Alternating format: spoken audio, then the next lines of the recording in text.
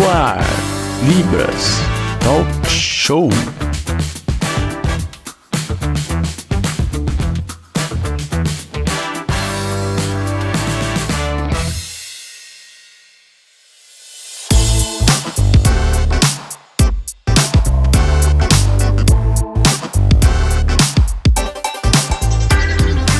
Olá!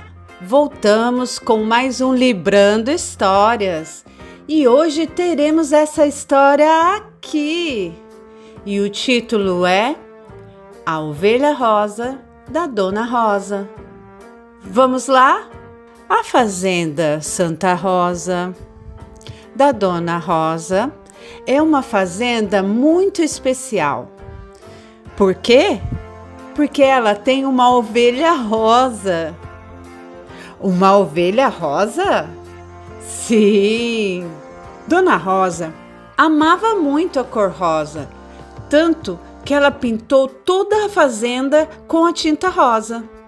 Ela era apaixonada por essa cor e deixava várias latas de tinta rosa do lado de fora da casa para estar sempre pintando. A ovelha um dia estava caminhando normalmente quando, distraída, tropeçou na lata de tinta e saiu toda pintada de rosa.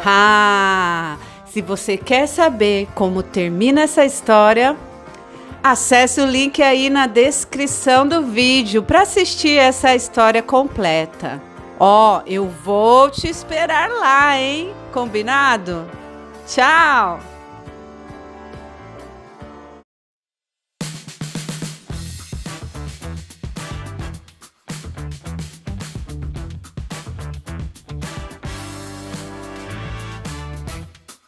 Que vergonha! Tá rolando o Libras Talk Show, né? Então, continue assistindo, mas aproveite para curtir, compartilhar, se inscrever no canal e apertar o sininho das notificações.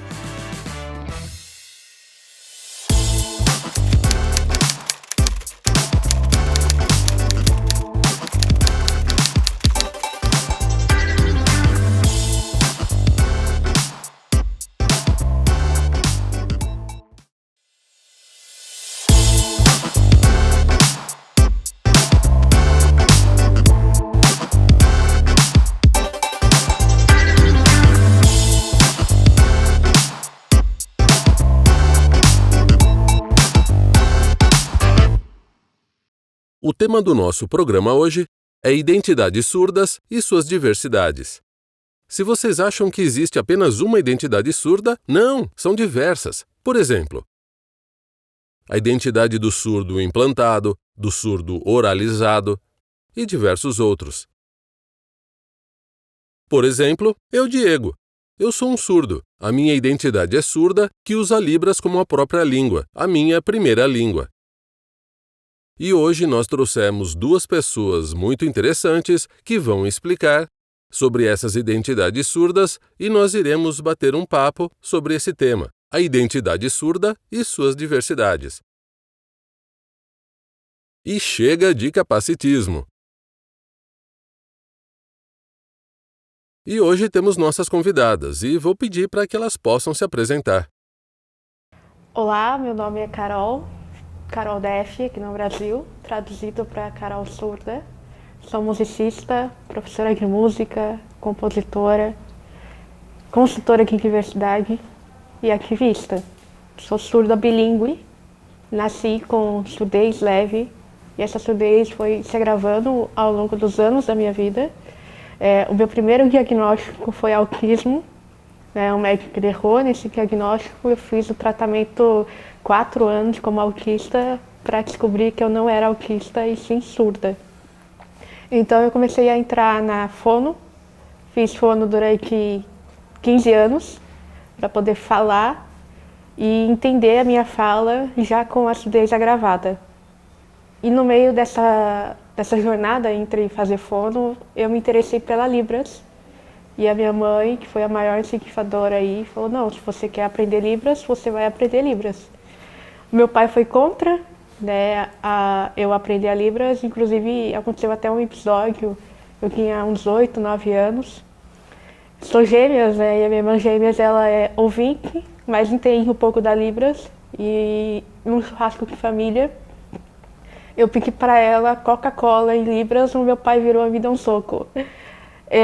Desde aquele dia que eu parei de usar Libras perto dele.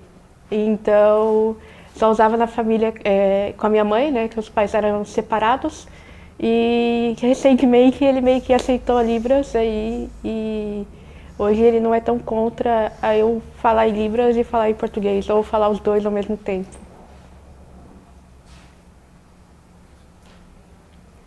Nossa, mas a sua história é impactante, né? Mas agora deixa eu te perguntar, qual a sua profissão? No que você se formou?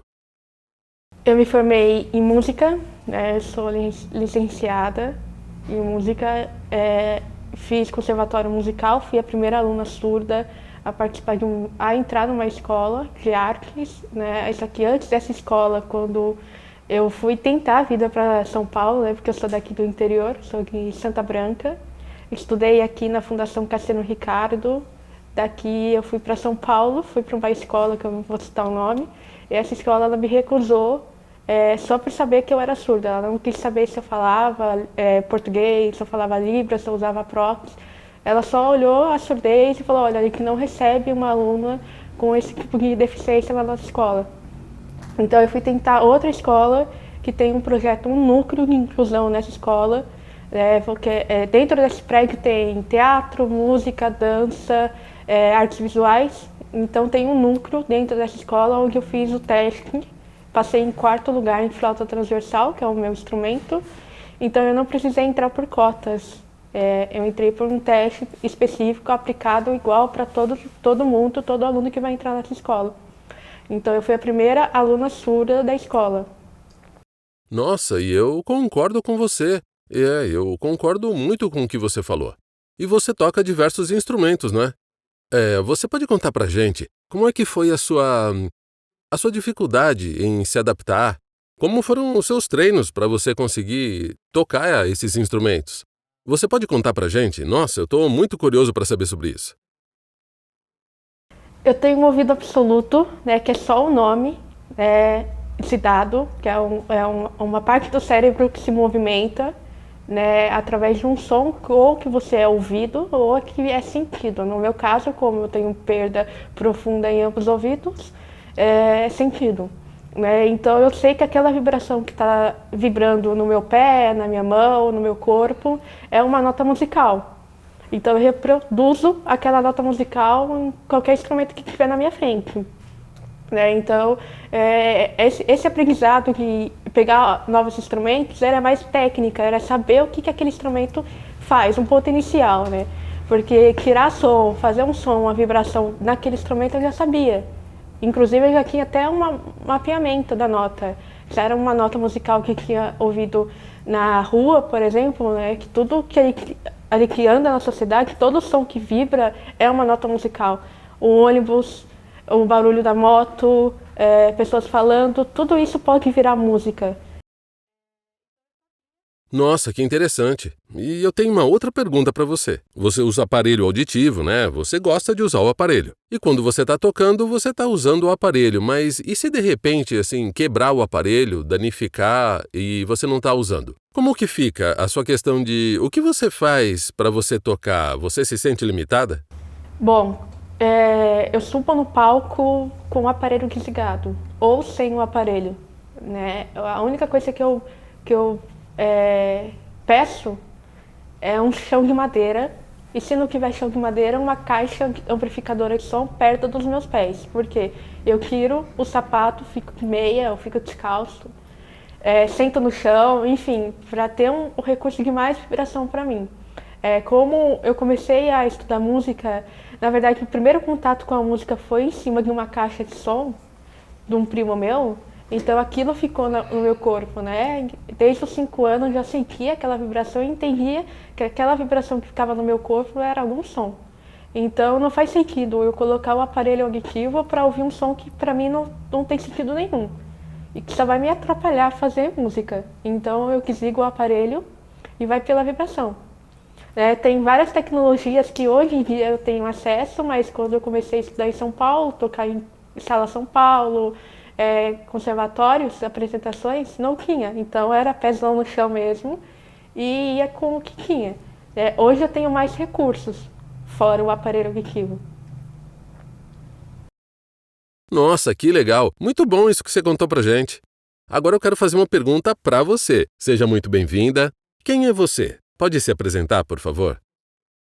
Bom, meu nome é Manu, eu tenho 18 anos e eu nasci surda, eu nasci com surdez profunda, bilateral, neurosensorial, por uma falha genética dos meus pais.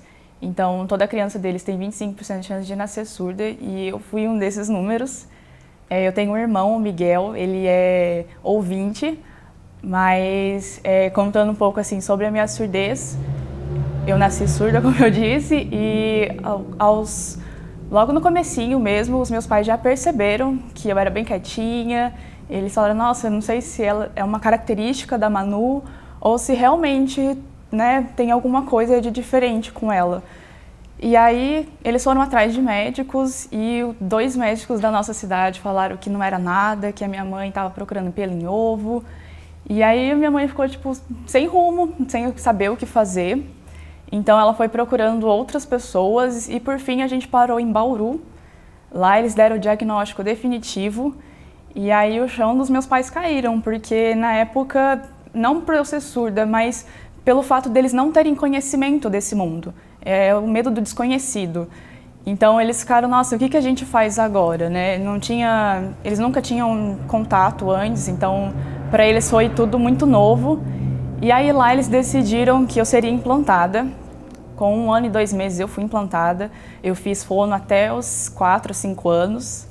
E aí desde então eu fui alfabetizada, oralizada. E aos 9 anos a gente decidiu fazer o implante do outro lado, do lado direito. E aí eu tive que voltar para fono, porque eu tive que ensinar o meu outro ouvido a escutar também. A gente achava que era só ligar e tá tudo bem, nossa, amplificou o som. Mas não, eu tive que ensinar o meu ouvido novo, não o ouvido novo, né, mas eu tive que ensinar o meu outro ouvido a escutar também.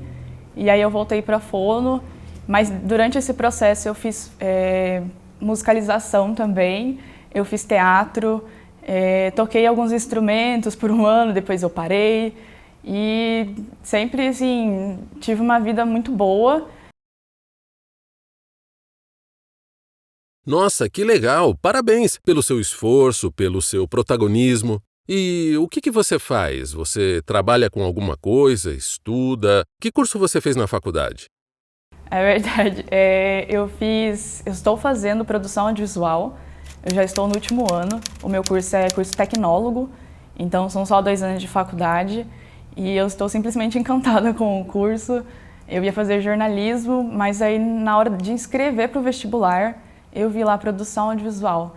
Aí eu falei, nossa, vou dar uma olhada na grade, né, nas matérias. E eu fiquei simplesmente encantada. Eu falei, não, é isso que eu quero fazer, eu não quero fazer jornalismo, não. Então, você é implantada. Mas como que foi a sua comunicação? Quais foram as barreiras? Por exemplo, você está num ambiente que as pessoas estão se comunicando através da oralização. Dentro da sua família, como é que é a comunicação?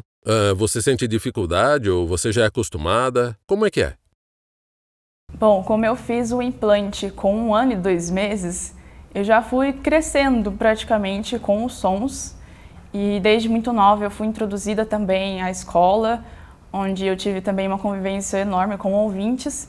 Então, assim, eu fui forçada um pouco, né, a sair um pouco dessa minha bolha e entrar em contato com outras crianças, mas foi tudo muito natural, porque como foi muito nova, eu não tive muito essa barreira, sabe? Essa barreira veio depois, assim, né, onde as pessoas às vezes esquecem que eu sou surda.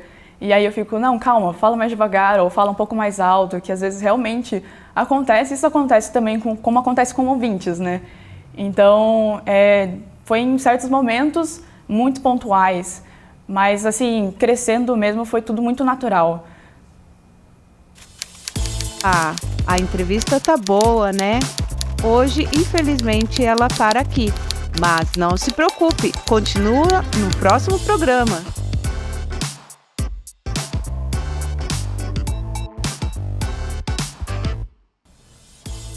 por hoje acabou. Mas sábado que vem tem mais Libras, mais Talk e mais show.